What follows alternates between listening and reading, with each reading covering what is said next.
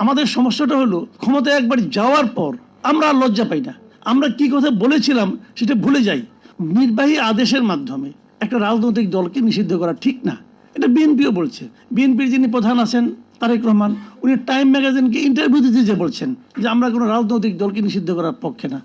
বুঝলাম ওই সময় স্টুডেন্টরা ছিল, তাদের চাপে ওরা অন্তর্বর্তীকালীন সরকার এটা করছে।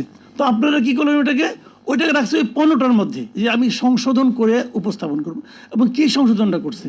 সংশোধনটা হলো এটা যে আগে বিচার চলাকালীন আওয়ামী লীগ কোনো পলিটিক্যাল অ্যাক্টিভিটিস করতে পারবে না।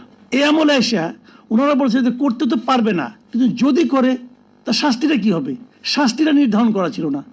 ইনারা ওই শাস্তিটা নির্ধারণ করে দিচ্ছেন। এই হলো সংশোধন। আগে হলো কি যে হাত পা বেঁধে নিয়ে আসো, আর এখন হলো হাত পা বেঁধে মারতে মারতে নিয়ে আসো। এটা কি গণতন্ত্র হলো?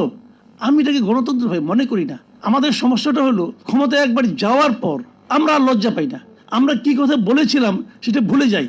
ভুলতে আমাদের এক মুহূর্ত সময় লাগে না।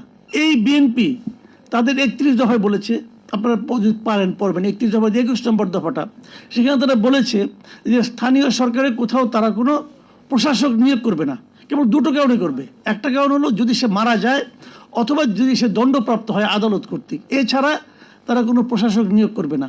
এই কথাটা আমাদেরকে ভোটের আগে আরেকবার মনে করাই দিছে। তারা যখন ইশতেহার ঘোষণা করে মনে করাই দিছে, এবং দায়িত্ব নেওয়ার পর প্রথমে তারা এই আকামটা করছে যে সবগুলি সিটি কর্পোরেশনে দলীয় লোকজনকে এনে প্রশাসক বানাইছে।